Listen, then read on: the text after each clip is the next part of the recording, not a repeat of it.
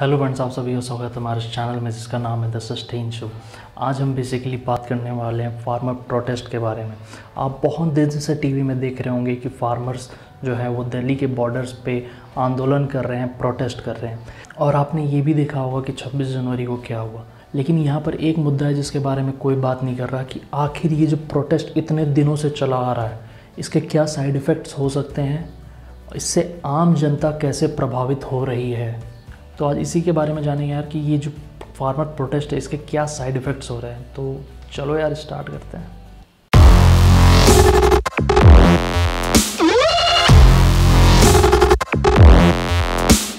तो यहाँ पर सबसे पहला क्वेश्चन बनता है कि क्या आपको पता है लिटरली कि जो 3 फार्म बिल्स हैं, द एग्रीकल्चर रिफॉर्म बिल्स 2020 आखिर है क्या। अगर आपको नहीं पता तो आप इन स्लाइड्स के ज़रिए आप समझ सकते हैं, आप पढ़ सकते हैं। Have a look.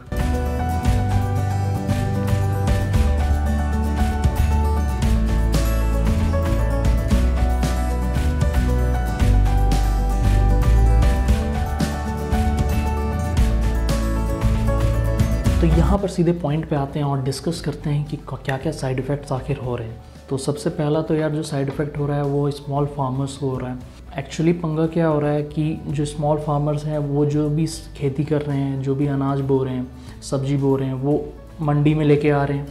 लेकिन मंडी में उनको उनका प्रॉपर भाव नहीं मिल पा रहा क्योंकि ट्रांसपोर्टेशन में प्रॉब्लम हो रही है। अब ट्रांसपोर्टेशन में प्रॉब्लम इस तरीके से हो रही है कि जो यार आखिर वो जो हरियाणा और पंजाब के जो छोटे किसान हैं उनकी भी सब्जी दिल्ली आती है बिकने के लिए, लेकिन due to blockage of the boundaries तो वो जो सब्जी है वो आ नहीं पा रही है दिल्ली में और उसके सही रेट नहीं मिल पा रहे हैं। सबसे पहला। दूसरा यार कि जब किसानों को सही रेट नहीं मिल रहा तो वो बहुत दिन तक वहाँ पर सब्ज़ी छोड़ के, क्योंकि वो एक साथ ही पूरी सब्ज़ी लेके आ रहे हैं और वो वहाँ पर छोड़ देते हैं मंडी में। लेकिन मंडी में क्या हो रहा है कि वो सब्जियां फिर सड़ना स्टार्ट हो रही हैं, उनको जानवर खा रहे हैं वहाँ पर। तो यार नुकसान तो हो रहा है कहीं ना कहीं। और ये जो रास्तों को ब्लॉक किया गया है कहीं ना कहीं ये इन्हीं की मार पड़ रही है हमारे स्मॉल फार्मर्स के ऊपर। अब यहाँ पर ये नहीं है यार कि जो स्मॉल फार्मर्स हैं या छोटे किसान हैं सिर्फ उन्हीं को दिक्कत हो रही है। अब यहाँ पर ये आपको समझने की बहुत ज़रूरत है कि जो भी इंसान इनडायरेक्टली और डायरेक्टली रिलेटेड है खेती से, डायरेक्टली रिलेटेड है किसानों से, उनको सबको प्रॉब्लम हो रहा है। इसके लिए आपको एक चेन को समझना बहुत ज़रूरी है। अभी यहाँ पर समझने वाली बात ये है यार कि जो छोटे किसान हैं वो आते हैं दिल्ली के मंडीज़ में, लेकिन ये जो ब्लॉकेज चल रहा है रास्तों का इसके कारण वो दिल्ली की मंडीज़ में पहुँच नहीं पा रहे हैं। अब पहुँच नहीं पा रहे तो उसके कारण जो वहाँ पर जो बल्क बायर्स हैं, जो बहुत थोक मात्रा में जो सामान लेते हैं, जो सब्जियां लेते हैं, वो नहीं ले पा रहे हैं तो उनका वहाँ से बिज़नेस ठप। अब जब सब्जियां लेके आते हैं ना यार ये, तो वहाँ पर धोने के लिए भी एक पर्टिकुलर एरिया रहता है जहाँ पर ये सब्जी धुलाई के लिए अलग से लोग रहते हैं, तो एक वो भी एक प्रभावित हो रहा है। चौथा यार जो ठेले ठेलियों वाला जो सिस्टम है कि मान के चलो अगर कोई बंदा बहुत सब्जियाँ लेके आ रहा है, ठीक है, तो कहीं ना कहीं ठेले की भी ज़रूरत पड़ती होगी। वो जो ठेले चलाने वाले लोग हैं उनको भी इनकम कहीं से जनरेट नहीं हो पा रही है, और फिर जिसके कारण ये जो सब्जियां हैं जो हम लोग खाते हैं, जो हम लोग इनटेक करते हैं, ये फिर सिटीज़ तक नहीं पहुंच पा रही हैं। तो जिसके कारण जो रिटेल सेलर है सब्जियों का, जो खुदरा व्यापारी है, उस तक वो सब्जी पहुंच नहीं पा रही सही टाइम पे, तो जिसके कारण कहीं ना कहीं मार्केट में फिर सब्जियों का दाम बढ़ जाता है। और फिर खरीदता कौन है? कॉमन पीपल, आम आदमी। और यहाँ पर मैं आपको ये भी बताना चाहूँगा यार कि कुछ तो ऐसे किसान हैं जिनकी हालत बद से बदतर भी हो रही है यही इन प्रोटेस्ट के कारण। वो भी किसान ही है लेकिन उनकी हालत और ख़राब हो रही है क्योंकि वो स्मॉल फार्मर्स हैं, ठीक है, वो छोटे किसान हैं। क्या होता है यार, आपको ये पूरा सिस्टम भी एक समझना पड़ेगा कि बहुत सारे किसान ना खुद अपने खेत पे खेती नहीं करते। वो क्या करते हैं, वो किसी दूसरे जगह से, गाँव देहात से आते हैं, ठीक है, जैसे कि वो टीकरी बॉर्डर पे आ गए या क्या बोलते हैं गाज़ीपुर बॉर्डर के पास आ गए।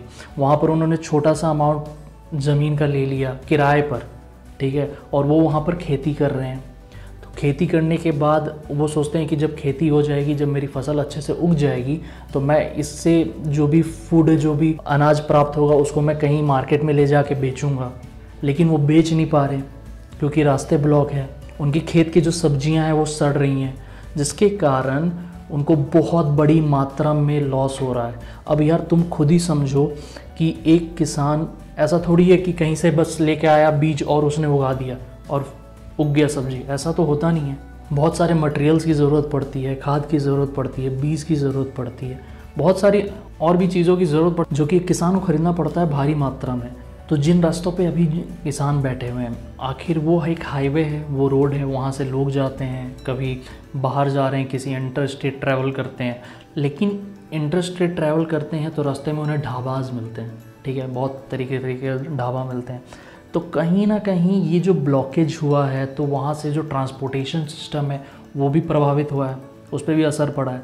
तो उसके कारण क्या हो रहा है यार कि जो ढाबा ओनर्स है, जो ढाबा चलाने में लोगों को दिक्कतें आ रही हैं, क्योंकि लोग आके खा नहीं रहे हैं, समझ लो, क्योंकि आखिर ट्रैवल होगा तभी ना भैया लोग जाके खाएंगे। लेकिन वहाँ से रास्ता मोड़ दिया जा रहा है, तो लेकिन उस रास्ते पे जो ढाबा है उसके बिज़नेस पे वो असर डाल रही है कहीं ना कहीं। तो अब बात करते हैं भाई कि यहाँ पर आप समझिए कि स्मॉल फार्मर्स को क्या प्रॉब्लम हो रही है। आपको ये समझ में आ गया कि जो उन रास्तों पे जिनके बिजनेसेस चल रहे हैं, जैसे कि ढाबा ओनर्स हैं, जो ढाबास चल रहे हैं, उनको किस तरीके की प्रॉब्लम आ रही है, किस तरह उन्हें नुकसान हो रहा है।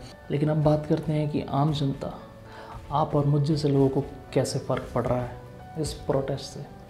देखो यार, सबसे पहले मैं ये बताना चाहूँगा कि देखो, हम लोग बहुत ख़तरनाक तरीके से फंसे हुए हैं। हम लोग अगर जब सब्ज़ी लेने जा रहे हैं तो भी फंसे हुए हैं, और जब ऑफिस जा रहे हैं तो भी फंसे हुए हैं। जैसा कि मैंने आपको बताया, जो रिटेल सेलर है, जो सब्जियों को बेचता है हमारे सिटीज़ में आके, तो उनके पास सब्जी आ नहीं पा रही है, जिसके कारण वो क्या कर रहे हैं, वो सब्जियों का रेट बढ़ा रहे हैं, क्योंकि उनके पास सप्लाई कम है। अब सप्लाई कम है तो सब्जियों का रेट बढ़ रहा है, और आम आदमी को लेकिन वो ख़रीदना ही पड़ रहा है। तो ये तो बात होगी कि भैया आप सब्ज़ी के मामलों में, या आप जब मार्केट जा रहे हो तो कैसे आप पे इन सब चीज़ों का असर पड़ रहा है। दूसरा यार कि जब आप ऑफिस भी जा रहे हो तो भी आप पे असर पड़ रहा है, हमारे पे असर पड़ रहा है। आप ऑफिस जा रहे हो, आप सोच रहे हो इस रास्ते से निकलने का, लेकिन आपको बाद में जाके पता चल रहा है कि वो रास्ता ही बंद है, फिर आपको वो जो रूट है वो चेंज करना पड़ रहा है। अब मान के चलो एक बंदा है बबलू, लॉकडाउन हुआ, लॉकडाउन में उसकी जॉब चली गई। अब जॉब जब चली गई तो फिर अब जाके उसका एक इंटरव्यू कंडक्ट होने वाला है, लेकिन ड्यू टू सम रीज़न्स वो जब उस रास्ते से गुज़र रहा है तो उसे क्या पता चल रहा है कि भैया रात भर में तो रास्तों को ही ब्लॉक कर दिया गया है। फिर वो रास्ता मोड़ के कहीं और से फिर निकल रहा है। तो परेशानी किसको हो रही है, आप ही बताओ। और यहाँ पर अगर मैं बताना चाहूँ तो यहाँ पर एक पंगा हेल्थ रिस्क का भी है। अब मान के चलो किसान जहाँ प्रोटेस्ट कर रहे हैं वहाँ पर क्या उनको सही तरीके से टॉयलेट का प्रबंध किया गया है, टॉयलेट्स का अरेंजमेंट किया गया है, ये भी जानना बहुत ज़रूरी है। नहीं किया गया है तो उसके कारण भी समझ जाओ गंदगी होगी। दूसरा यार कि इतनी ठंड में जो हेल्थ रिस्क है वो कहीं ना कहीं बढ़ ही रहा है ना यार, टेम्परेचर तो घट ही रहा है, ठंड बढ़ ही रही है, तो उसके कारण तो प्रॉब्लम तो होगा। कितने किसानों का डेथ भी हो गया इसी कारण। तो कहीं ना कहीं अगर देखा जाए तो नुकसान यहाँ पर आपका, मेरा, सरकार का, सभी का नुकसान ही है यार, किसी का फ़ायदा नहीं हो रहा है। लेकिन आदमी क्या करे, आदमी को करना पड़ रहा है प्रोटेस्ट। अब यहाँ पर एक और पंगा हो रहा है यार कि जैसा कि आप अभी करंटली देख रहे होगे न्यूज़ में कि इंटरनेट सर्विसेज बहुत सी जगहों में बंद कर दी गई हैं। अब इंटरनेट सर्विसेज बंद कर दी गई हैं तो अब इसको इस एंगल से समझो। मान के चलो यार तुम आए हो पर्टिकुलर एरिया में काम करने बाहर से, ठीक है, और तुमको अपने घर पे पैसे भेजने हैं, लेकिन तुम क्या देख रहे हो कि भैया इंटरनेट सर्विस उस पूरे एरिया में बंद हो गई है। तो तुम्हें क्या करना पड़ रहा है, दूसरे जगह पे जाके इंटरनेट यूज़ करना पड़ रहा है मनी ट्रांसफ़र के लिए। मान के चलो किसी की सरकारी नौकरी के फॉर्म अभी निकले हैं और उसके कारण उसको जो फॉर्म फिलिंग है वो नहीं कर पा रहा है क्योंकि इंटरनेट सर्विस बंद है। तो ऐसी बहुत सारी दिक्कतों का सामना करना पड़ता है जब ये प्रोटेस्ट ऐसे होते हैं।